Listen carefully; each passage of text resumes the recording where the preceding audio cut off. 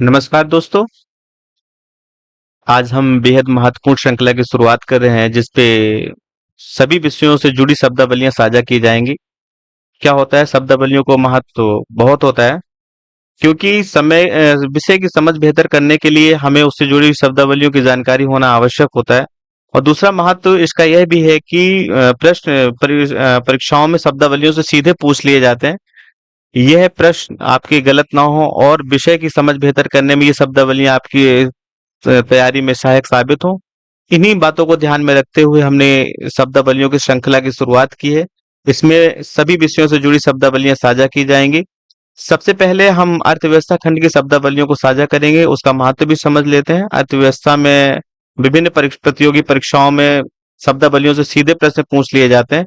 लगभग अर्थव्यवस्था से अगर प्रश्न पूछे जा रहे हैं तो उस पे कम से कम 30 से 40% शब्द प्रश्न जो होते हैं सीधे शब्दों से पूछ लिए जाते हैं।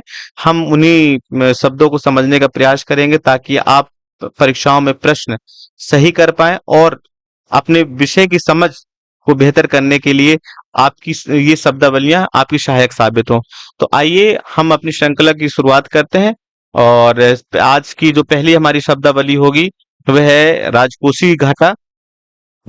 जैसा कि आप डिस्प्ले में देख पा रहे होंगे कि यहाँ पहली शब्दावली जो आपके साथ साझा की जा रही है वह है राजकोषीय घाटा। हमने कई बार चर्चाओं में सुना होगा राजकोषीय घाटे के बारे में। जब भी बजट आता है राजकोषीय घाटे की चर्चा होती है, लेकिन क्या होता है कि कई बार हम शब्द की जो समझ है, शब्द का जो मायने हैं वो हम समझ नहीं पाते हैं और सिर्फ आम बोलचाल की भाषा में उन शब्दों का इस्तेमाल करते हैं। लेकिन क्या होता है जब परीक्षाओं में प्रश्न पूछे जाते हैं और मेरे पास जो समझ है की कमी होती है जिसके कारण हमारे परीक्षाओं में प्रश्न गलत हो जाते हैं। तो इन्हीं चीजों पर काम करेंगे। ये पूरी श्रृंखला हमारी शब्दावलियों से जुड़ी हुई है। तो आइए देखते हैं पहली शब्दावली, उसको समझने की कोशिश करते हैं। यहाँ पर जैसा लिखा है कि राजकोषीय घाटा, यह घाटा कुल सरकारी व्यय जिसमें राजस्व और पूंजीगत। अभी आपको परेशान होने की आवश्यकता नहीं है, मैं इसको एक बार रीड करूंगा, फिर इसके बाद आपको बारी बारी से इसकी जो तकनीकी शब्द हैं उनको भी विस्तार से आपके साथ साझा करूंगा। यहाँ पर जैसा कि लिखा हुआ है, पहले मैं एक बार पढ़ देता हूँ, फिर इसके बाद इसको विस्तार से इसकी चर्चा करूंगा। ये घाटा कुल सरकारी व्यय, राजस्व और पूंजीगत और कुल प्राप्तियों राजस्व और पूंजीगत का अंतर है, जहां पूंजीगत प्राप्तियों में बाजार से उधार और अन्य देयताओं को सम्मिलित नहीं किया गया है। इसे निम्नलिखित सूत्र से भी समझ सकते हैं, जिसपे राजकोषीय घाटा बराबर कुल राजस्व व्यय माइनस राजस्व प्राप्तियां प्लस ऋण पूंजीगत प्राप्तियां। हालांकि हो सकता है आपको समझ में नहीं आया हुआ, मैं इसको विस्तार से आपके साथ साझा करूंगा। जैसा कि पहला इस पे शब्द दिया है कि कुल सरकारी व्यय। कुल सरकारी व्यय में यहाँ पर दो शब्दावलियां आपके ब्रैकेट में जो लिखा हुआ है, राजस्व और पूंजीगत। सबसे पहले हम राजस्व को समझेंगे, फिर इसके बाद हम पूंजीगत को समझेंगे। राजस्व में क्या होता है, सबसे पहले हम राजस्व को समझेंगे। राजस्व में हम राजस्व व्यय जो खर्च हैं, हम इनमें उन खर्चों को शामिल करते हैं जिनसे हमारी कोई देयताएं नहीं बढ़ती हैं और कोई देयताएं नहीं बढ़ होती हैं और इससे हमारी देयताएं नहीं बनती हैं और ना ही हमारी इससे पूंजी बनती है। यानी ये खर्च ऐसे होते हैं जो खर्च होने के बाद इनसे मिलने वाला जो लाभ है वो पूंजीगत के लाभ में या फिर हमारी संपत्ति के तौर पर नहीं होता है। इसी तरीके से दूसरा शब्द यहाँ पर दिया है पूंजीगत। पूंजीगत व्यय में होता है कि मैं कुछ ऐसे खर्च जिनसे कि किसी संपत्ति का निर्माण हो रहा हो या फिर कुछ ऐसे खर्च जिनके भविष्य में वापस आने की संभावना है। तो इस तरीके से राजस्व और पूंजीगत को हमने समझ लिया। दूसरा इस पे दिया है कुल प्राप्तियां। कुल प्राप्तियां में राजस्व और पूंजीगत। जैसा कि हमने अभी व्यय के संदर्भ में राजस्व और पूंजीगत को समझा, इसी तरीके से प्राप्तियों के संदर्भ में राजस्व और पूंजीगत को समझेंगे। राजस्व प्राप्तियां क्या होती हैं? ये ऐसी प्राप्तियां होती हैं जिनसे हमारी जो संपत्ति है वह कम नहीं होती है या फिर हमारी देयताएं नहीं बढ़ती हैं। दूसरा शब्द दिया है पूंजीगत। पूंजीगत तो प्राप्तियों में क्या होता है कि ये प्राप्तियां ऐसी प्राप्तियां होती हैं जिनसे हमारी संपत्ति कम होती है, या फिर इन ये प्राप्तियां ऐसी होती हैं जिनसे हमारी देयताएं बढ़ती हैं। तो आपने यहाँ पर राजस्व और पूंजीगत के संदर्भ में सारी चीजें समझी। यहाँ पर आगे जो डिफाइन किया गया है, जहां पूंजीगत प्राप्तियों में बाजार से उधार और अन्य देयताओं को सम्मिलित नहीं किया जाता है।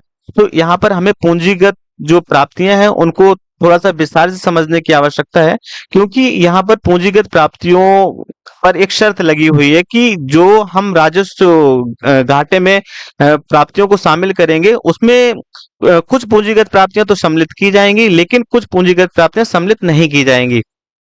तो हम देख लेते हैं। सबसे पहले पूंजीगत प्राप्तियों में चार तरह की चीजों को शामिल किया जाता है। पूंजीगत प्राप्तियों में क्या होता है कि पहला हमारा जो चीज शामिल होता है कि विनिवेश के माध्यम से हम, अब जब विनिवेश करेंगे तो हमारी क्या होगी, संपत्ति कम होगी, पहला हो गया।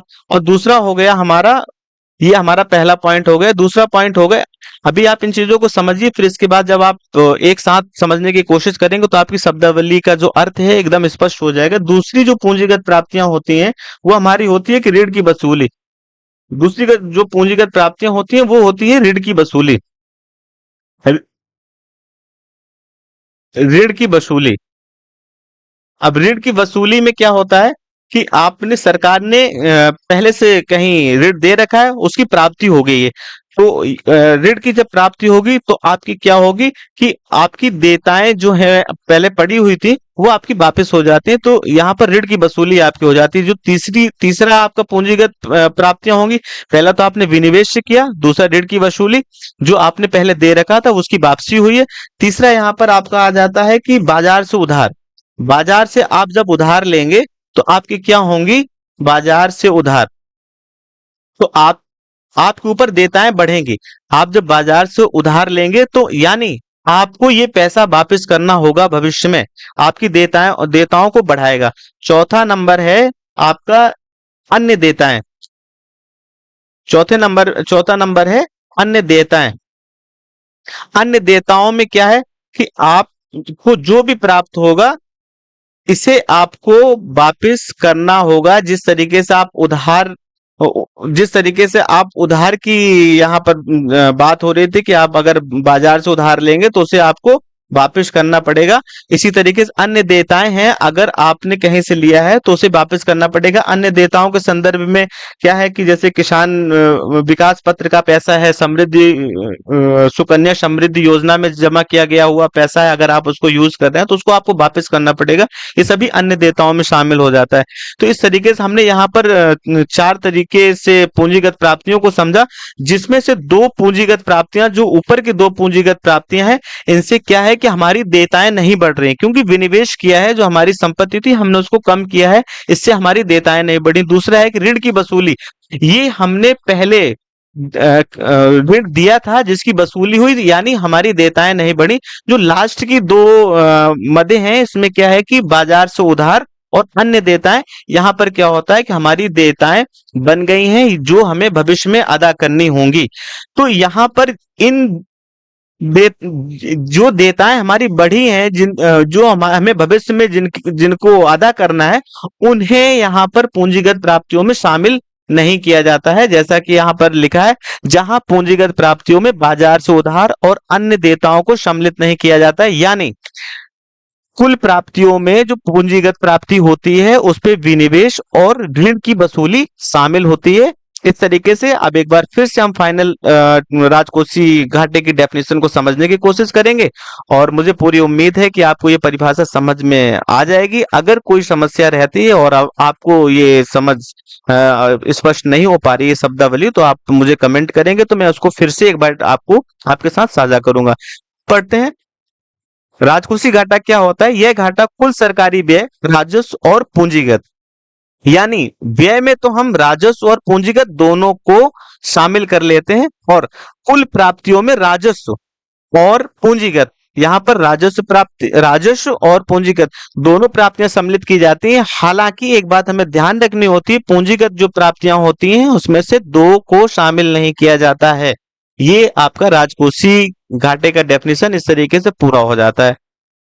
मुझे उम्मीद है कि आपको समझ में आया होगा, और यदि आपको एक बार में चीजें समझ में नहीं आई हैं तो एक बार वीडियो को फिर से देखिए, फिर भी समझ नहीं आता हो तो मुझे कमेंट कीजिए। तो आज के लिए आपकी ये शब्दावली यहाँ पर पूरी होती है। आगे की शब्दावलियों में मैं आपसे फिर से जुड़ूंगा। तब तक के लिए नमस्कार।